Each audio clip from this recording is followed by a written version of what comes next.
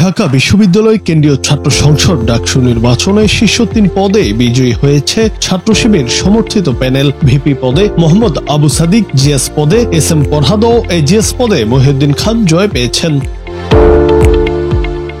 আজ বুধবার সকাল 8:30টায় ঢাকা বিশ্ববিদ্যালয়ের সিনেট ভবনে আনুষ্ঠানিকভাবে ডাকসু নির্বাচনের এই ফল ঘোষণা করা হয়। ফলাফলে দেখা গেছে ঐক্যবদ্ধ শিক্ষার্থী জোটের ভিপি প্রার্থী মোহাম্মদ আবু সাদিক সর্বমোট 14,042 ভোট পেয়েছেন। তার নিকটতম প্রতিদ্বন্দ্বী ছাত্রদল সমর্থিত ভিপি প্রার্থী মোহাম্মদ আবেদুল ইসলাম খান পেয়েছেন 5,708 ভোট। স্বতন্ত্র প্রার্থী উমামা ফাতেমা পেয়েছেন 3,389 ভোট। আরেক স্বতন্ত্র প্রার্থী শামীম হোসেন পেয়েছেন 3,681 ভোট।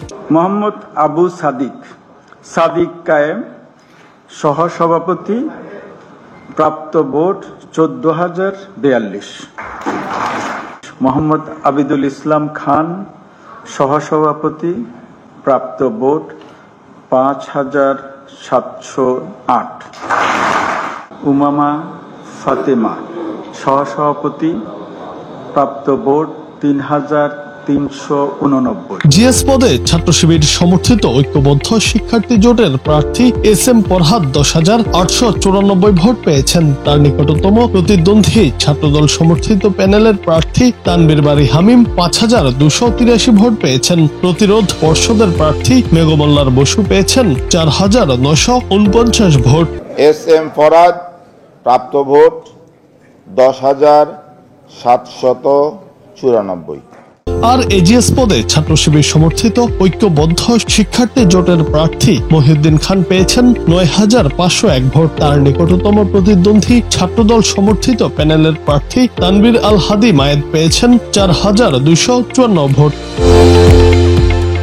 এবার ডাকসুতে 28টি পদের বিপরীতে প্রার্থী হয়েছেন 471 জন। আর 18টি হল সংসদে নির্বাচন 13টি করে পদে। হল সংসদের 234টি পদের বিপরীতে প্রার্থী হয়েছেন 1,035 জন। ডাকসুতে এবার মোট ভোটার 39,874। এর মধ্যে 5টি ছাত্রী হলে 18,959 আর 13টি ছাত্র হলে ভোটার 20,915 জন। এবারের নির্বাচনে ডাকসুতে 28টি পদের বিপরীতে 471 জন প্রার্থী প্রতিদ্বন্দ্বিতা করছেন। তাদের মধ্যে বিভিন্ন পদে ছাত্রী 62 জন। এছাড়া প্রতি হল সংসদে 13টি করে 18টি হলে মোট পদের সংখ্যা 234টি। এসব পদে ভোটে লড়ছেন 1,035 জন।